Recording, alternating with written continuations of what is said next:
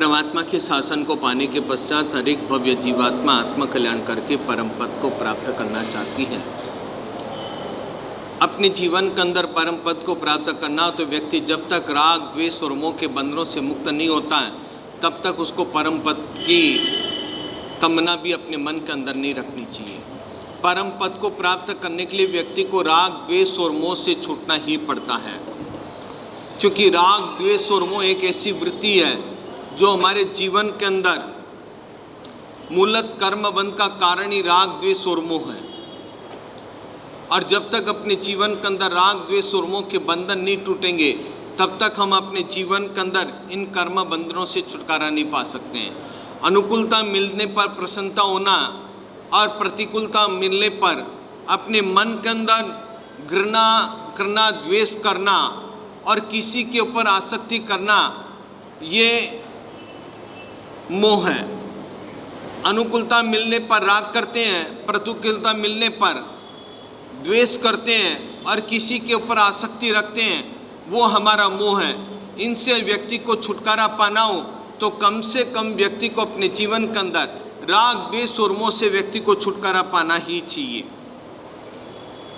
और इन सब में राग का बंधन सबसे बड़ा भयंकर बंधन है, क्योंकि राग का बंधन ही एक ऐसा है जो हमारे जीवन को दूषित बना डालता है। और द्वेष का बंधन तो सामने वाले आनी गोली है, वो गोली दिखाई देती है, पर राग तो छिपा हुआ बारूद का गोला ही नजर आता है, वो कभी भी दिखाई नहीं देता है, फिर भी हम लोगों को बहुत प्रिय लगता है। राग कभी भी आपको दिखाई नहीं देगा, लेकिन बहुत ज्यादा प्रिय और प्रिय से प्रिय नजर आएगा। आज जितने भी कर्म बंधन का मूल कारण है व्यक्ति के राग का कारण है। राग है तभी हमारे भयंकर से भयंकर कर्म बंधन होता है। हम राग परमात्मा से नहीं रखते हैं, देव गुरु धर्म से नहीं रखते हैं। व्यक्ति के जीवन के अंदर होना चाहिए, कभी भी राग रखो तो देव गुरु धर्म से और परमात्मा से अत्यधिक रखो। लेकिन दिखावटी राग भी आज बहुत है, दिखावटी राग भी आज बहुत नजर आ रहा है। जब उनके कोई खास गुरु जी आते हैं तो उनके प्रति राग प्रस्तुत करते हैं, बाकी के दूसरे साधु साध्वी उनके लिए गौण हो जाते हैं। दूसरे साधु साध्वियों के सामने देखते तक नहीं, नजर तक नहीं आते हैं। उनको तो खाली अपने एक से ही मतलब है, दूसरे किसी से कोई मतलब नहीं है। यह हमारे जीवन की एक दुष्प्रवृत्ति है, और दुष्प्रवृत्ति के कारण हम लोग चाहे जितने भी आराधक बन जाए, जब तक मन के अंदर ये सब भाव नहीं निकलेंगे तब तक आप कभी भी मुक्ति की आशा मत रखना। व्यक्ति ये सोचता कि बस हमको तो एक से राग है, एक से राग नहीं। वल्लभ श्री महाराज कहा करते थे, गुरु एक होता, सेवा अनेक होती है। गुरु एक, सेवा अनेक। और हम तो बस एक के अंदर ही उलझे हैं, कोई दूसरों की कोई सेवा से कोई मतलब नहीं आप लोगों का। यह सबसे बड़ा राग का बंधन है जो हमारी दुर्गति का द्वार खोलता है। आप भले खुश होंगे, हम गुरुजी गुरुजी गुरुजी करते हैं, अपने चैत्य आते हैं तब आप करते हो, बाकी के सब ये सब राग का कारण है। राग कैसा होना चाहिए? परमात्मा के प्रति राग, देव गुरु धर्म, कोई भी चारित्र आत्मा उसके प्रति राग होना चाहिए आपका। और आज की तारीख के अंदर सब नजर नहीं आता है। हम लोग, आप भी देख रहे हो, हम भी देख रहे हैं, और इसमें कोई बाकी बचा हुआ नहीं है। और ये राग का बंधन आप लोगों को पतन का मार्ग दिखाएगा। और दूसरा कोई कुछ बोल देता है, तुरंत आपको द्वेष पैदा हो जाता है। इसमें द्वेष की बात क्या है? आपका तो नियम होता है, गुरु एक होता, सेवक अनेक होती है। मुझे कोई कार्य करना हो, मैं मेरे गुरु से पूछ करके करूंगा। सेवा सबकी बराबर होनी चाहिए। कोई भी साधु साध्वी कोई भी कार्य करे, सेवा सबकी होती है। लेकिन हमारे मन के अंदर वो एक चश्मा पहना हुआ है, काला चश्मा पहनते हो ना तो उसमें काला ही काला नजर आता है। ये राग का बंधन हमारी आत्मा को डुबो डालेगा। इसलिए कहता हूं, राग नहीं हो तो सबसे अच्छा है। भंवरा होता है, भंवरा, भंवरा कमल के ऊपर जाकर के उसका बैठता है और उसका रस पी रहा है, सूर्यमुखी कमल जब खिलता तब भंवरा जाकर के वहाँ बैठता है, और भंवरा बैठने के बाद उसका रस पीता जाता है। और संध्या काल के अंदर जब वो कमल मुरझा जाता है, और मुरझाने के पश्चात वो देखता अभी निकल जाऊंगा, लेकिन वो भी उसके अंदर बंद हो जाता है, क्योंकि वो तो रस पीने के अंदर मस्त है। और भंवरे के अंदर इतनी ताकत है, पूरे के पूरे लकड़ी को भी छिन्न भिन्न कर सकता है। इतनी बड़ी ताकत उस भंवरे के अंदर होती है, लेकिन वो नहीं निकल पाता है। और सुबह हाथी आता है, उस कमल की नाल को तोड़ करके कमल के साथ में भंवरे को भी खा जाता है। और राग के कारण व्यक्ति अपने जीवन को गुआ बैठता है। भंवरा कमल के अंदर बैठा रहता है, रस पीता जाता है। शाम को जब कमल मुरझाता है, और मुरझाने के पश्चात वो कमल के अंदर रह जाता है। लकड़ी को छेद भंवरा कर सकता है, लेकिन कमल का छेद करके बाहर नहीं निकल सकता, क्योंकि उसको वो राग का उसका रस इतना अच्छा लगता है। उस रस के कारण वो उसके अंदर ही बैठा रहता है। और हाथी आता है सुबह, कमल की नाल को तोड़ करके कमल को खाता, तो भंवरा भी उसके पेट में समा जाता है। राग के कारण वो अपनी जान को गुआ बैठता है। वैसे ही व्यक्ति अपने जीवन के अंदर, हम लोग क्या करते हैं, हमारे संसारिक भौतिक पदार्थों के प्रति इतना राग होता है, और राग और मोह के कारण व्यक्ति उसके वियोग को सहन नहीं कर पाता है। चाहे मकान हो, चाहे धन दौलत हो, चाहे परिवार हो, जब उनका किसी का वियोग होता तो वो सहन नहीं कर पाता है। ये राग का बंधन हमारी आत्मा को पतन के मार्ग के ऊपर डालता है। हमें अपने जीवन के अंदर सोचना चाहिए, हम कैसे राग करें, किससे राग करें। सबसे भयंकर बंधन का राग का। राग करना हो परमात्मा से करो, और परमात्मा से जो व्यक्ति राग करता है, धीरे धीरे उसकी मूलत आत्मा के अंदर से कर्म बंधन छूटता जाता है। देव गुरु धर्म से राग नहीं हमको राग है संसार से, संसार के भौतिक पदार्थों से, जो सारे के सारे नाशवंत हैं, जो शाश्वत है, उससे तो हमारा राग तक नहीं होता है। और आज की तारीख के अंदर हमारी स्थिति क्या है, हम किस स्थिति के अंदर राग कर रहे हैं। और राग है तो वहां द्वेष स्वतः ही आएगा, और जहां आसक्ति है, मोह का कारण आसक्ति, और आसक्ति भी कर्म बंधन का मुख्य कारण बन जाती है हमारे जीवन का। हमें किन किन पदार्थों के प्रति आसक्ति, क्या कभी हम लोग सोचते हैं अपने जीवन के अंदर? ये राग द्वेष और मोह, इसी कारण व्यक्ति भव भ्रमण के अंदर भटकता है। और राग और द्वेष के कारण ही हमारी आत्मा भटकती जाती है। और राग किन कारण से होता है? राग के 4 तथ्य है, जिसको हम कसाई कहते हैं। इसके कारण से हमारी आत्मा भी पतन के मार्ग को उड़ जाती है। कसाई क्रोध, मान, माया, लोभ। क्रोध कैसा हमारे जीवन के अंदर? राग के कारण व्यक्ति को क्रोध आता है।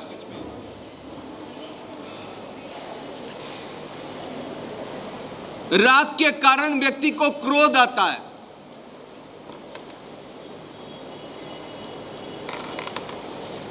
और क्रोध के कारण हम लोग व्यक्ति जीवन के अंदर आगे नहीं बढ़ पाते। क्रोध कैसा होता है? क्रोध एक जीवित ज्वालामुखी है, और इसका विस्फोट अनंत जन्मों तक हमारे जीवन के अंदर रहता है। और अनर्थों का घर अगर कोई है तो क्रोध है। राग के कारण व्यक्ति को क्रोध आता है। क्रोध भी कैसा आता है? क्या कभी हम लोग विचार करते हैं इन बातों का? क्रोध से हमारी आत्मा का पतन हो जाता है, और व्यक्ति जीवन के अंदर सोचता तक नहीं है कि क्रोध क्यों आया। राग के कारण क्रोध आया। हमको क्रोध क्यों आता है? हम लोगों को क्रोध क्यों आता है? क्यों आता है भैया? हाँ, कोई बात ना माने, और एक कारण तो नहीं है। और किस कारण क्रोध आता है? किस कारण आता है? हाँ, अच्छा, और कोई हमारा कहना न माने तो भी क्रोध आता है, समय पर काम नहीं हुआ तो भी क्रोध आता है, गलत कार्य करता है तो भी क्रोध आता है। क्यों आता है? राग के कारण क्रोध आया आपको? अगर आप यहां से रवाना हो रहे हो, चाहे एयरपोर्ट जा रहे हो, चाहे रेलवे स्टेशन जा रहे हो, और वहां कम से कम 1 या 1.5 2 मिनट लेट पहुंचकर गाड़ी निकल गई तो, फ्लाइट निकल गई तो क्या होगा? किसके ऊपर क्रोध करोगे आप? ड्राइवर के ऊपर। क्रोध क्यों करते हैं? किस कारण से करते हैं? क्या कारण आपका क्रोध करने का? हमें क्रोध क्यों आता है? कोई हमारी बात न सुने तो क्रोध आता है। आपने जो कार्य किया, गलत किया, उसकी कोई त्रुटि दिखा दे तो आपको क्रोध आता है।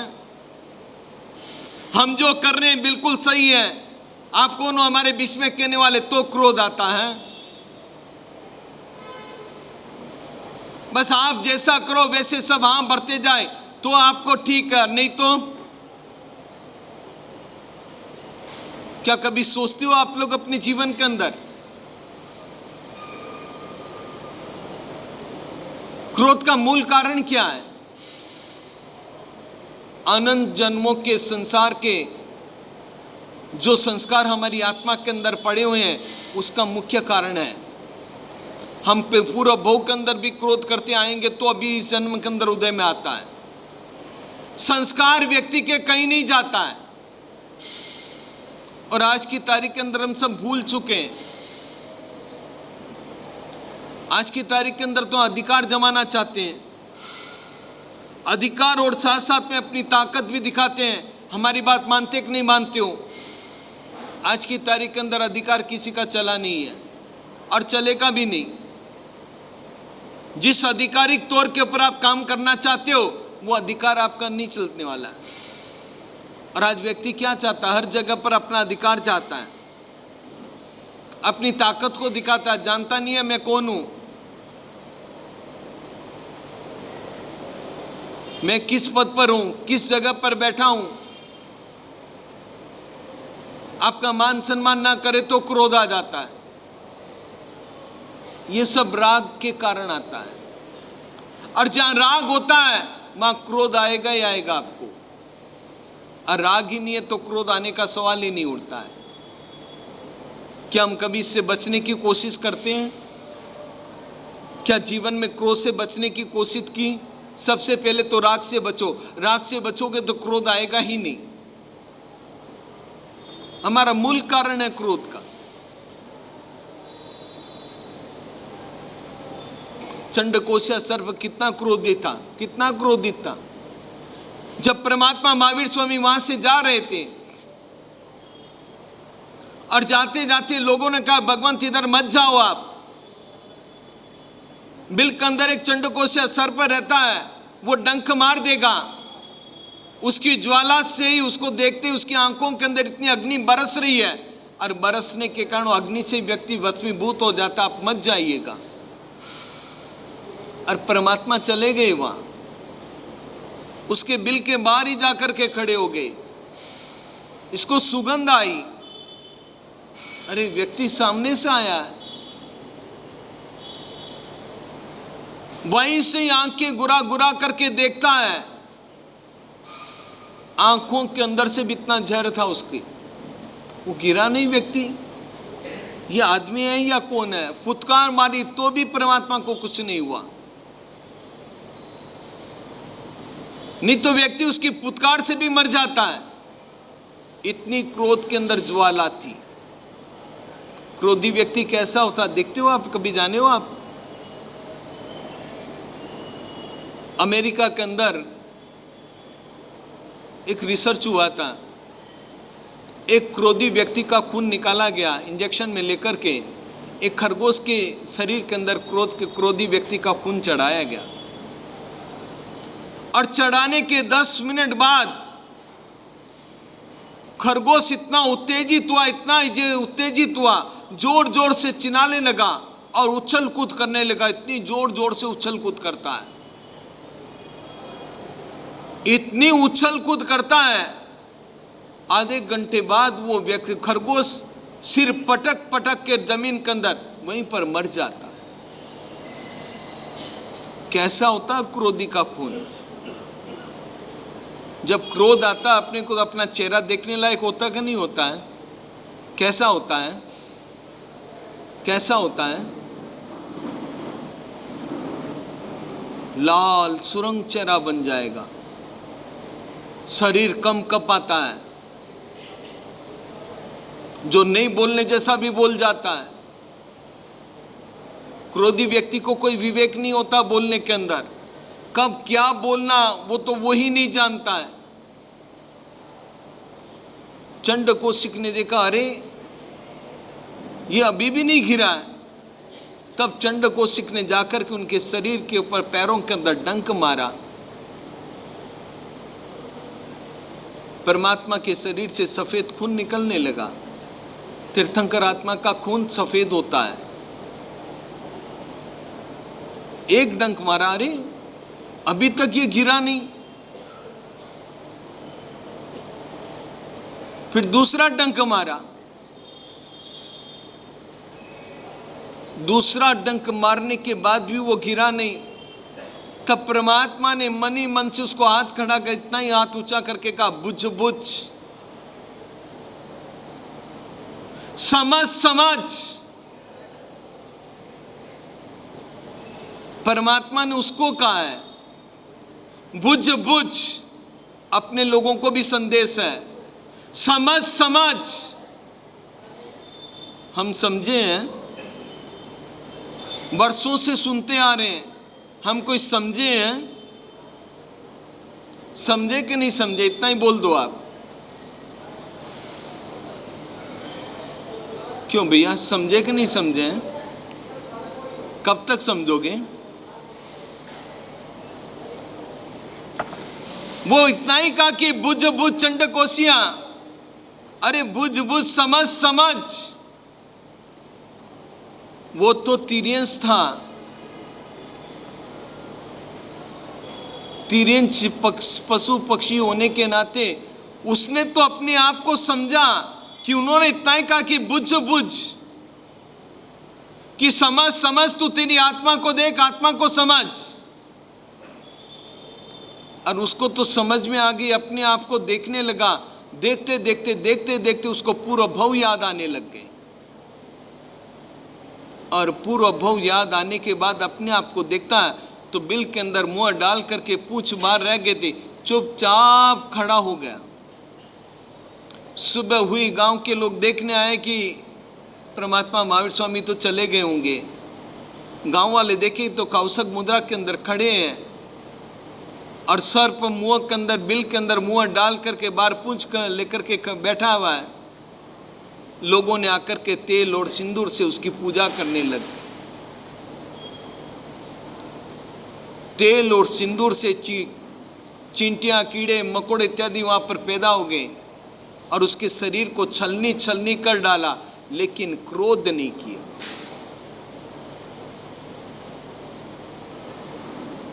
उसने अपने आप को समझ लिया। और हम कब समझेंगे भैया? कब समझेंगे? अपनी आत्मा की ओर देखिएगा, अपने आप को जान करके देखिएगा, तब पता चलेगा कि राग का बंधन कितना दुष्कारक है। कम से कम अपने जीवन के अंदर राग के बंधन से दूर हटेंगे तो क्रोध स्वतः ही अपने आप से जीवन से दूर हट जाएगा। राग के बंधन से, राग द्वेष और मोह के बंधन से दूर हट करके हम भी हमारी आत्मा का कल्याण करें इसी मनोभावना के साथ। जिन आज्ञा विरुद्ध कुछ कहा तो मनोवचन काया से मिच्छामि जाता। और देवता मर करके देव गति में नहीं जाता। त्रियंच जीव त्रियंच पने में मर करके कई बार कई बार बहुत लंबे समय तक उत्सर्पणियों कालों तक में भी, उत्सर्पणी अवसर्पणी कालों में भी लगातार एक त्रियंच पने की पर्यायों को पालता रहता है, पाता रहता है, या फिर वह उसी के उसी ही पर्याय में जीता रहता है, मरता रहता है। और ऐसी दशा एक इंद्रिय जीवों की ज्यादा होती है।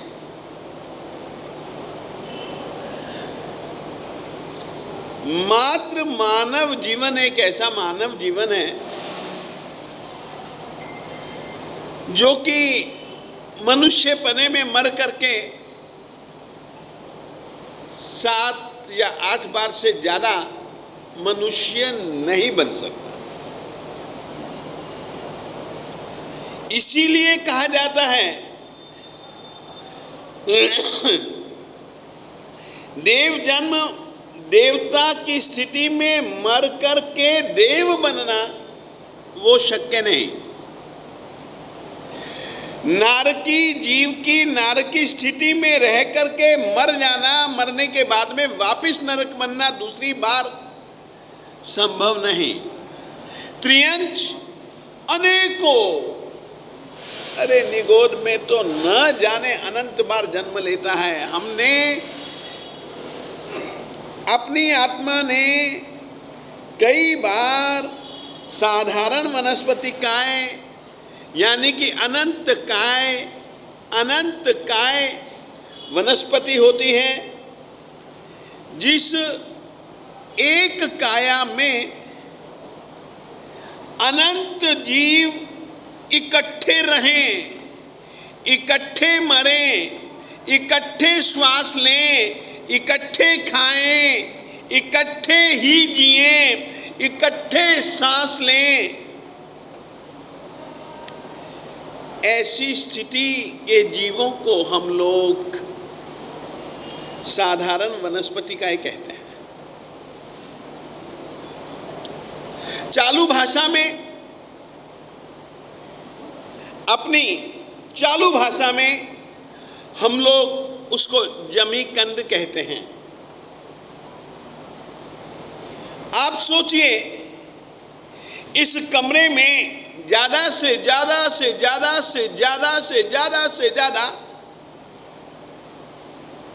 1000 आदमी बैठ सकते हैं। अब 1500 आदमी आ गए, बैठ तो नहीं सकते, खड़े रह सकते हैं, थोड़ा सा आराम होगा। 1000 के बदले में यदि 5000 आ जाए तो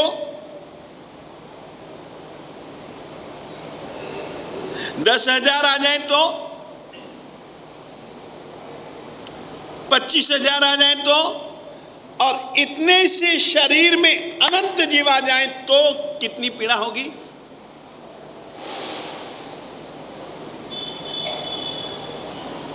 समझिए, इसी हॉल में जहां पर कि 1000 आदमी आराम से बैठ सकते हैं, 1500 आ गए तो 1000 आदमी सोचेंगे कि यार ये भी तो अपने ही मित्र हैं, चलो अपन लोग इनको स्थान भी दें। अपन खड़े हो जाते हैं। 1500 आदमी आ गए, 5000 आदमी आ जाए तो अरे सांस लेना कठिन हो जाता है।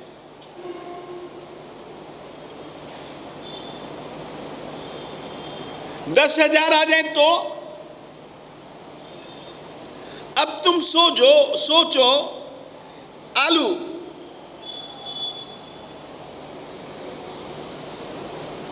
एक आलू का कितना बड़ा हो सकता है? ज्यादा से ज्यादा आजकल की खेती, आलू के उत्पादन की नई विधा, इतना बड़ा आलू हो जाए, उसमें अनंत जीव हैं। कैसे जीते होंगे, कैसे सांस लेते होंगे, कैसे खाते होंगे, कैसे पीते होंगे। इकट्ठे जीना, इकट्ठे मरना, जन्मने मरने का क्रम चालू चालू चालू।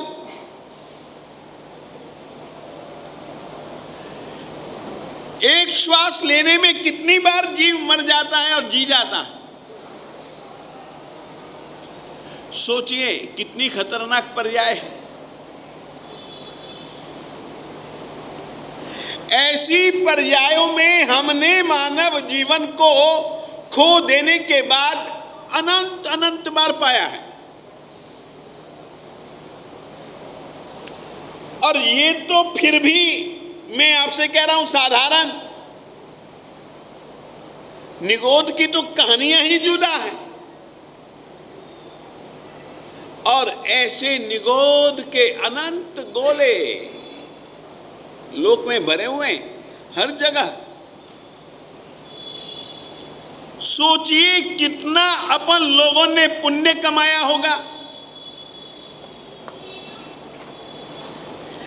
कि अपन लोगों को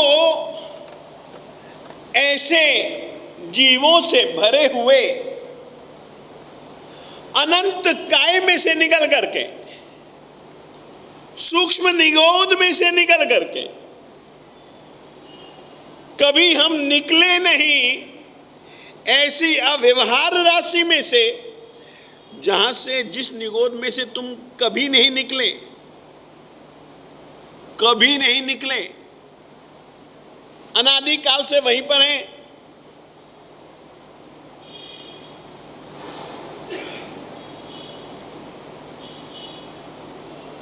ठीक है, अपने पास में अभी इतना ज्ञान नहीं, इसीलिए कुछ ठीक है। नहीं तो अपन लोगों को अपने पूर्व भवों की याद आने लग जाए ना, तो सचमुच में अपनी सबसे पहले सोच बदलने लग जाए। मगर अपनी भूलने की आदत,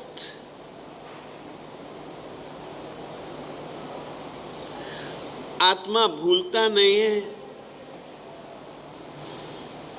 वो अनुभव दब करके तुम्हारी आत्मा में रहते हैं।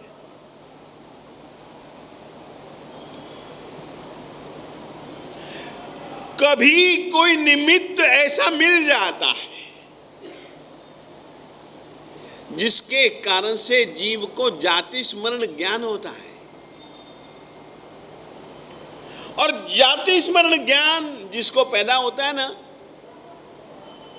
वो यदि टिक गया ना जाति स्मरण ज्ञान, तो अपनी भी जिंदगी की दिशा बदल जाएगी। एक छोटी सी बात बताऊं, अभी मेरे साथी मुनिराज ऋषभ जी ने कहा, चंड कौशिक की बात याद दिलाई, कितना क्रोधी था, मगर उसको अपने पूर्व जीवन की याद आ गई। अरे ये दयालु, इसने मुझको पूर्व जीवन में जो मैंने गलती की वो मुझको याद दिला दी, बुझ और पूर्व भव में किए गए गुस्से का परिणाम कई भवों से देख करके इतना उसके दिल में उद्वेग पैदा हुआ, अपनी गलती के प्रति, अपनी गलती के प्रति जिंदगी भर के लिए गुस्सा छोड़ दिया उसने।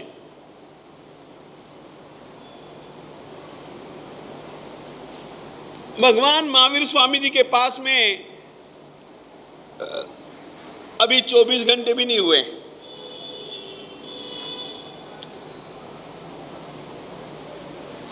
बारह 15 घंटे ही हुए होंगे।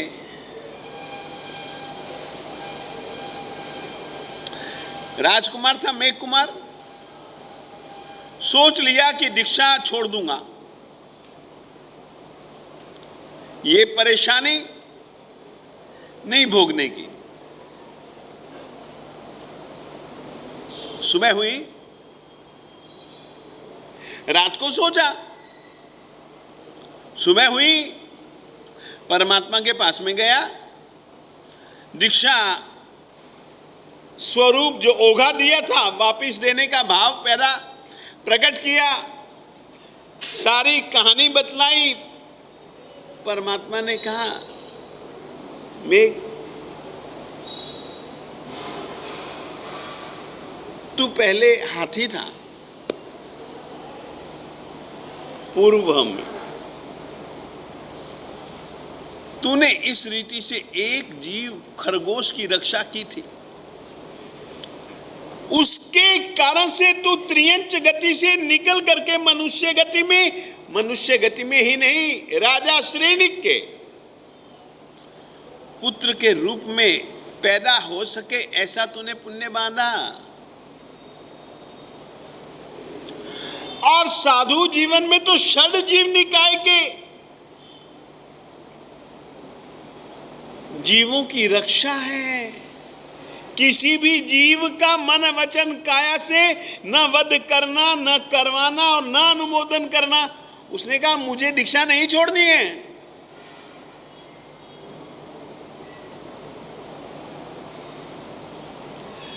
तुमसे मैं तुमको तुम्हारा पूर्व जन्म की बात याद करने के लिए नहीं कहता हूं। तुम कभी भी जब अपने जीवन साथी पर गुस्सा करो, जीवन साथी या तो पति होगा या पत्नी होगी, गुस्सा करने का अवसर आए, 5 दिन पहले जो तुमने उसके साथ में लड़ झगड़ करके जो परिणाम पाया उसको याद करो कि किस तरीके से रूठे थे तुम, रूठी थी वो, किस तरीके से कसमें वायदे निभाने की बातें करने वाले तुम लोग किस तरीके से एक दूसरे के प्राण के प्यासे बन गए थे। एक दूसरे की प्रशंसा के पुल बांधने वाले गालियों के पुल बांध रहे थे। याद करो, और उसको याद करके और गुस्से के परिणाम जो 5 दिन रूठे रूठे रह करके जो तुमने उदासीनता पाई उसको याद करो। क्या फिर गुस्सा करने को मन करेगा? कुछ तो बोलो, हाँ या ना। पूर्व जीवन की घटना को याद करके जीवन में गुस्सा नहीं करना। हम पूर्व जीवन की घटना को याद नहीं कर सकते।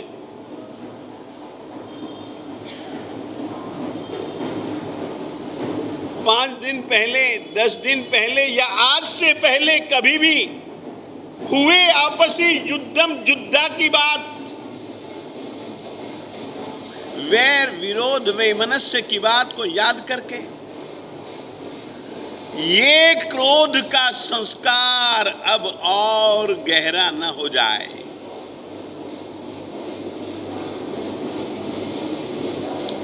इस क्रोध रूपी शल्य ने हमारी आत्मा का बेहद अहित किया है। इस बात को याद करके भी तुम क्रोध छोड़ो, मान छोड़ो, माया छोड़ो, लोभ छोड़ो, आपस की वैर वृत्ति का त्याग करो।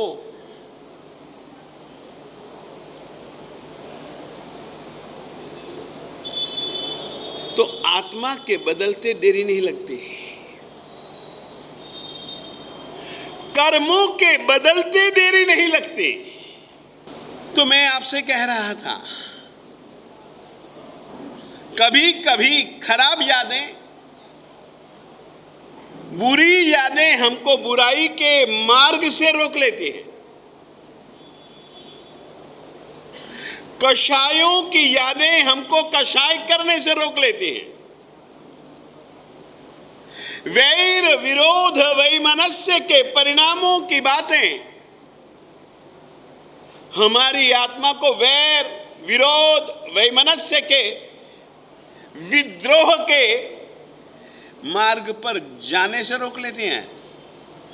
परंतु हमारी इन वृत्तियों का एक स्वरूप मैं आपको कहना चाहता हूं। जब गुस्सा आता है ना, तो आपको पुरानी यादें ही नहीं रहती, फिर नई यादों के चक्कर में तुम लोग घूमने लग जाते हो।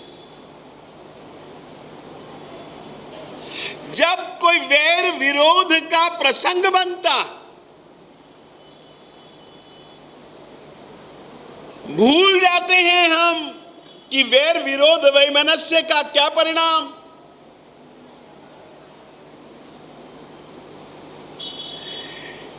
भूल जाते हैं हम अभिमान के चक्कर में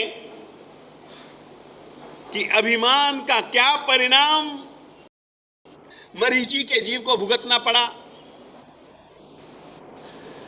चोरी जैसी तुच्छ एक बार की चोरी, केवल हीरे रत्न पन्ने माणिकों की चोरी, तीर्थंकर का आत्मा का अपहरण करवाने का अवसर ले आएगा। चोरी का इतना बुरा परिणाम। तीर्थंकर की माता को जगत जननी कहा जाता है। ये अवसर खो बैठी देवानंदा, और हीरे पन्ने माणिक जो चुराए, डिब्बी चुराई, वो हीरे पन्ने माणिक मोती यदि वो पहन भी लेती या पहने भी, कब तक वो उससे अपने शरीर को सजा सकती थी? केवल एक भावना, परंतु उसका परिणाम कितना बुरा। इसीलिए यहां लिखी थी एक लाइन, मंद समय चित्त चेतिए रे, उदय शो संताप सलूना। कर्म बंधन के समय पर ही चेतो।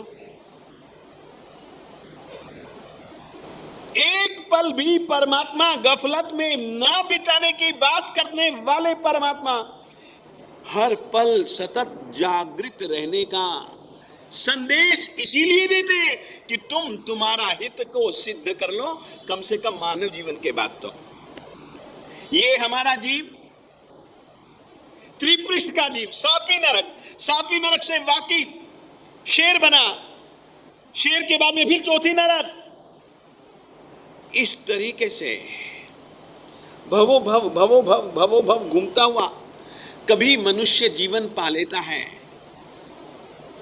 संतों की संगति से कुछ पुण्य कमाने का अरमान पैदा कर लेता है, पुण्य कमा लेता है। तो जो धनंजय राजा था, धारिणी उसकी पत्नी का नाम था, उसके यहां पर यह पैदा हुआ। जब यह गर्भ में आया तब मां ने 14 सपने देखे, फलादेश जाना, तो जाना कि ये चक्रवर्ती का जीव है। माता पिता ने अपने पुत्र का नाम प्रिय मित्र रखा। ये वही प्रिय मित्र है जिसके विषय में परमात्मा ने घोषणा की थी आदिनाथ स्वामी जी ने कि यह मरीचि का जीव प्रिय मित्र नाम का चक्रवर्ती बनेगा। और चक्रवर्ती पने के सूचक 14 सपने धारिणी माता ने देखे। नाम प्रिय मित्र बड़ा होता जा रहा है। एकदा उनके नगर में एक महात्मा जी आए, जैन साधु महात्मा, अपने शिष्य परिवार के साथ आए। ठहरे किसी उद्यान में। पहले भवनों में कम, खंडहर भवनों में ज्यादा, बगीचों, शमशानों, पेड़ों के नीचे, नदियों के किनारे गंदे गंदे गंदे गंदे गंदे गंदे बदबूदार पानी को लेकर के बहने वाले गंदे नालों के किनारे पर, शमशान भूमियों में खड़े खड़े रह करके चौमासा बिताने वाले, दिन और रात उपसर्ग सहन करने वाले, देह के प्रति निर्ममी, निर्मोही, निःस्पृही साधक साधुओं के कहानियां आगमों में बहुत आते हैं। मुनिराज पधारे, बगीचे में रुके। राजा धनंजय को पता लगा कि अपनी नगरी के बाहर पधारे हैं, तो ये अपनी पट्टरानी धारिणी के साथ गुरुजी के पास में गया, गुरुजी को वंदना की। गुरुजी धर्म देशना देते हैं। धर्म देशना में संसार का स्वरूप बतलाते हैं।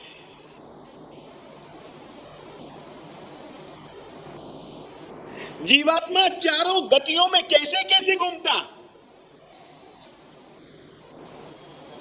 किस किस गति में इस जीवात्मा ने कैसे कैसे भयंकर दुख पाए हैं। अब देखो, तुमको दुखों की कहानी में कहना चाहता हूं। इस आत्मा ने अनंती बार इस तरीके के 100 बार नहीं, अनंती बार दुख पाए हैं। ये तो अच्छा है कि हम उन दुखों की कहानी को याद नहीं कर पाते। कभी हम पेड़ बने और जिंदे जी हमको जला दिया गया। आज की तारीख में जंगलों के जंगलों को नहीं जलाया जाता क्या? कई बार हम चींटी मकोड़े बने, जंगलों में हमारा बिल, आग लगी, हमारा देह झुलस गया, हम मर गए। कई बार कई शिकारियों के बाणों और गोलियों के निशानी बनी हुई यह आत्मा एक बार नहीं, अनंत अनंत बार, न जाने किन किन जन्मों में हमारी कैसी मौत हुई, हम कैसे जिए। हमारे दुख, हमारे सुख, हमारी परवशता, हमारी विवशता,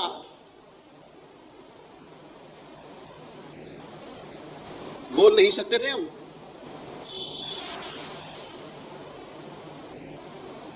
अठाई व्याख्यान में एक नन्हा सा प्रसंग तुमको सुनाना चाहता हूं कि किस तरीके का चिंतन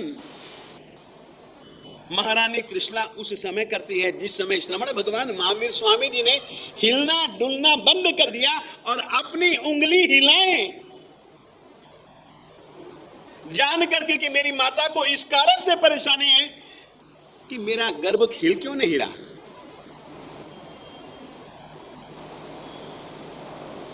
बस वो क्या क्या सोचती है, जरूर मैंने कई कई कई कई चूहों के बिलों में मैंने गर्म पानी डलवाया होगा, पंछियों की मैंने हिंसा करवाई होगी, गर्भपात करवाया होगा, बच्चों को माताओं से, माताओं को बच्चों से हमने जुदा किया होगा। आज मेरी यह हालत इसलिए हो रही है।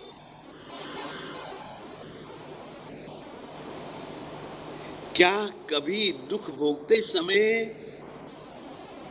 दुख की प्राप्ति के कारणों की समीक्षा, विवेक से सोचना, मालिक के वचनों को याद करके सोचना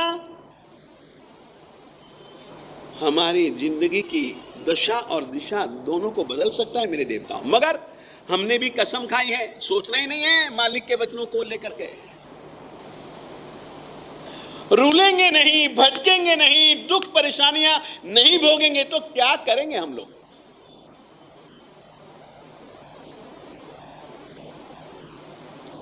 ये सब संसार के दुखों का स्वरूप है मेरे देवताओं। मुनि जी समझा रहे थे, सुनते सुनते ही धनंजय राजा का दिल बदला। ये दुर्लभ मानव जीवन पा लेने के बाद क्या मुझको लड़ाई झगड़े में ही जो जमीन का टुकड़ा मरने के बाद एक मिट्टी का कण मेरे साथ नहीं चलेगा।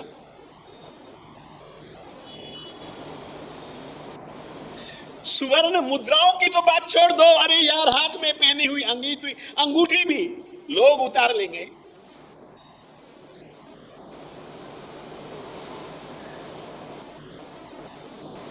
क्या लेकर के जाना है? ये किसके लिए तुम लोग इतना वैर विरोध वैमनस्य करते हो रे? किस बात को लेकर के तुम इतराते हो? क्या रूप, क्या संपत्ति, क्या ऐश्वर्य, क्या बल, क्या जाति, क्या कुल, किसका बल टिका है आज तक? आरोप प्रत्यारोप करके अपनी जिंदगी में कभी न कभी वैसे आरोप प्रत्यारोपों को पाने की स्थिति जब तुम्हारी बनेगी, ऐसे कर्म बीज क्यों बो रहे हो यार? क्या कभी सोच पैदा होती है मेरे देवताओं? और गंभीरता से यदि ये सोच पैदा हो जाए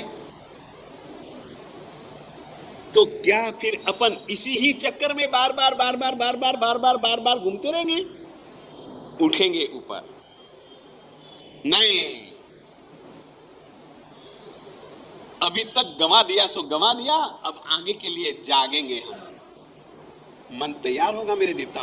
धनंजय राजा का मन ऐसे ही तैयार हुआ। गुरु की वाणी सुनते सुनते उसने गुरु जी से प्रार्थना की, साहब ये मेरा बेटा है, प्रिय मित्र, राज्याभिषेक कर देता हूं और आपके पास आकर के दीक्षा लेना चाहता हूं। वाणी इसीलिए ही जिन वाणी सुनने का हर रोज का क्रम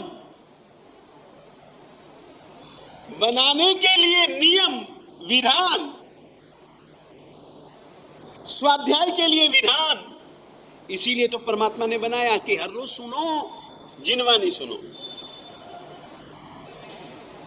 ताकि जिनवाणी को सुनते हुए तुमको तुम्हारी आत्मा का हित हमेशा ख्याल रहेगा। ये मालिक कहता है मेरे देवताओं, धर्म धुरंधर नहीं कहता है, ये पूर्वाचार्य कहते हैं।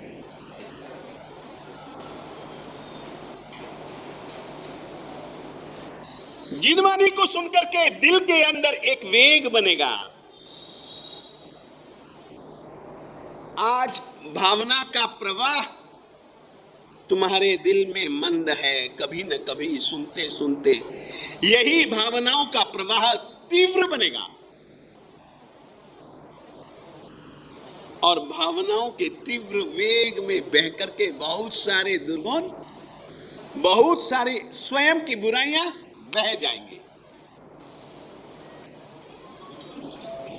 परंतु हमको तो जिनवाणी सुननी नहीं है, जिनवाणी सुनने के लिए उल्लास उमंग ही नहीं है। मेरे देवताओं, धनंजय ने सुनी, ऐसा निमित्त मिल गया, प्रिय मित्र को राजगद्दी सौंप दी, खुद ने दीक्षा ले ली, साधना में मस्त, राजा राजर्षि बन गए।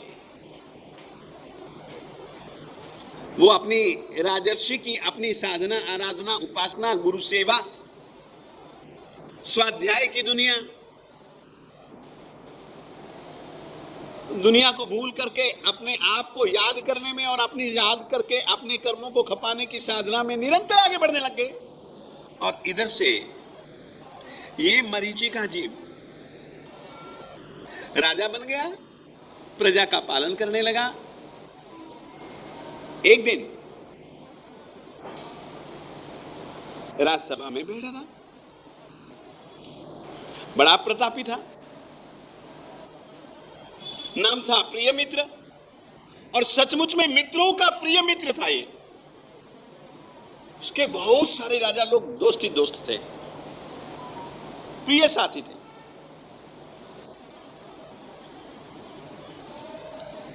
ऐसे राजाओं के बीच में घिरा हुआ ये बैठा हुआ था। अचानक एक आदमी आया, उसने कहा, राजन आज्ञा हो तो दरवाजे पर एक दूत खड़ा है, आप श्री जी से मिलना चाहता है।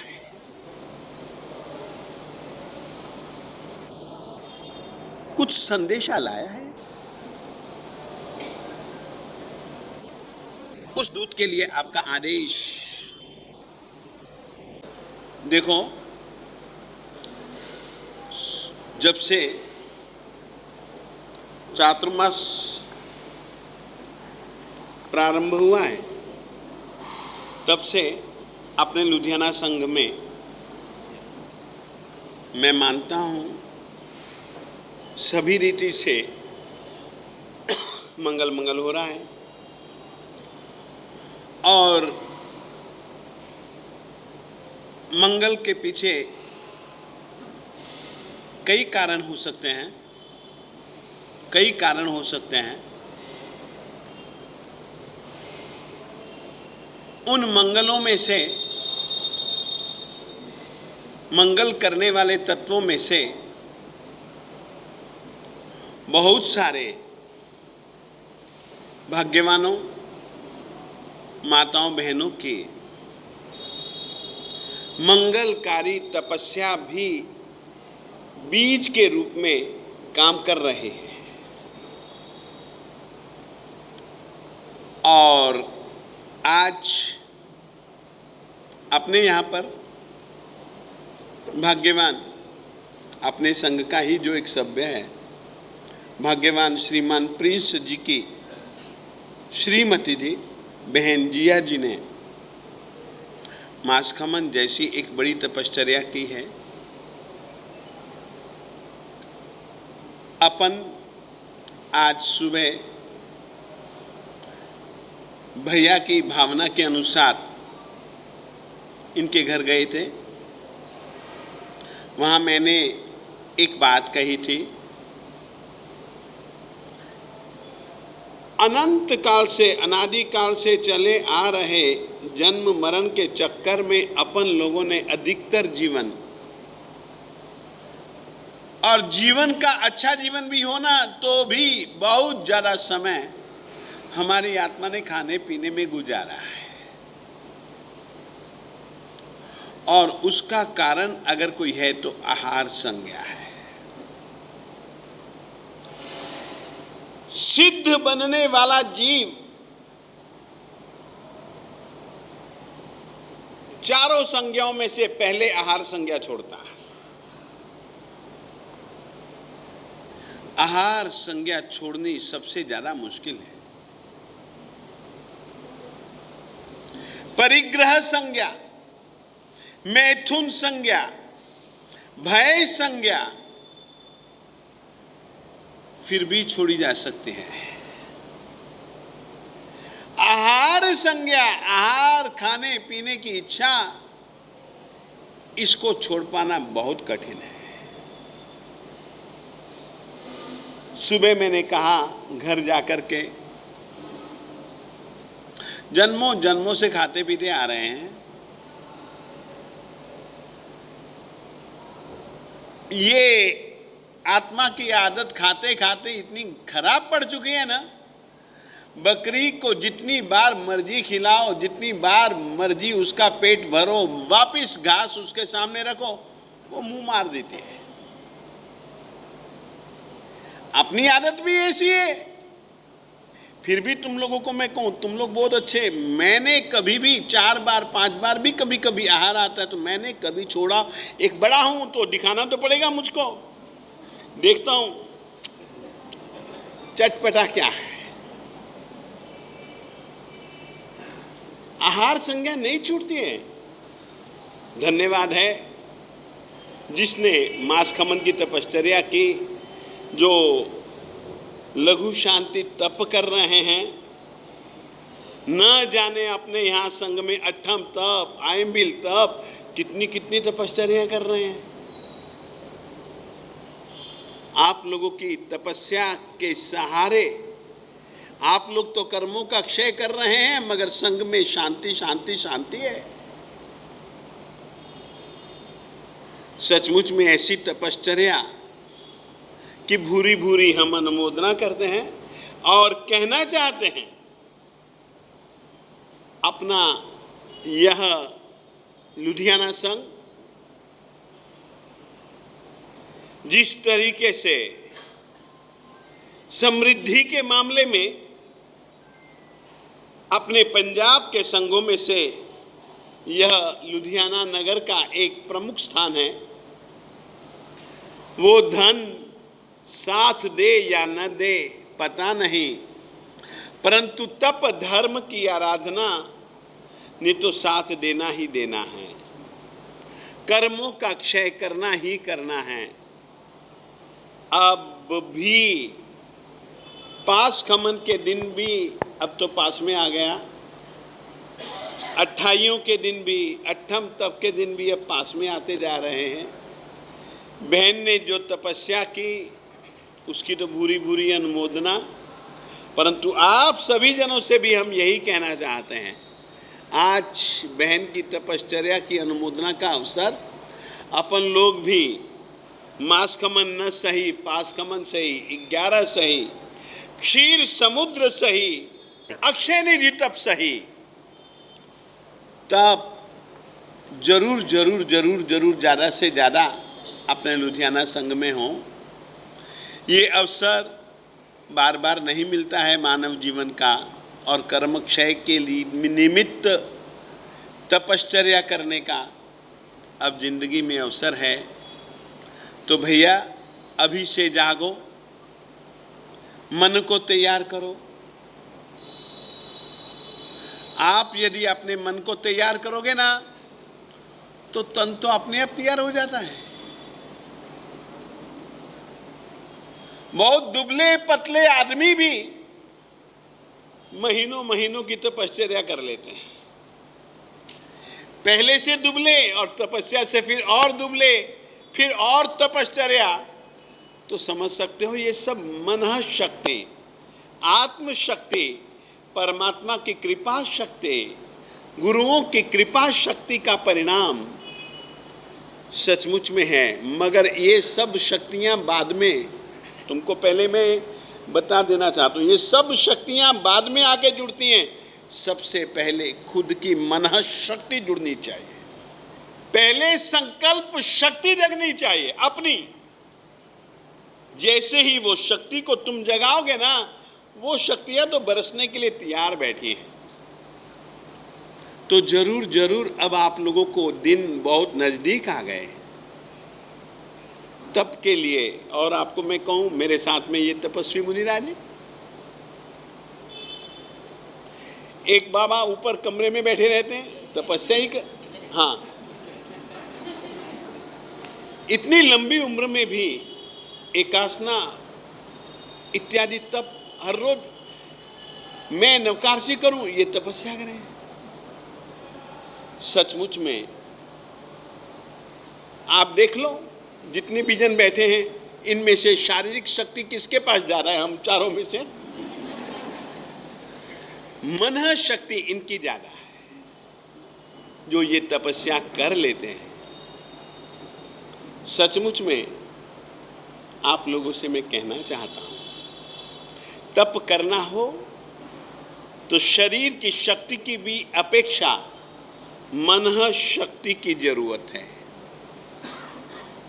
मन शक्ति होगी तो संकल्प शक्ति कर सकोगे, और फिर शुरुआत करो। वे लोग दयालु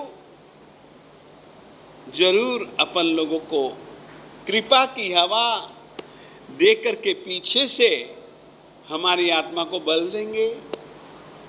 जरूर जरूर आप लोगों से कहना चाहता हूँ, आज बहन जिया आई है, एक एक महीने का उपवास करके आई है। इसी को ही एक अपना मान करके कि चलो हम भी इतने तक तो पहुँचे, ताकि अपन लोग भी इस तरीके के सोफा सेट पर तो आराम से संघ के सामने बैठे,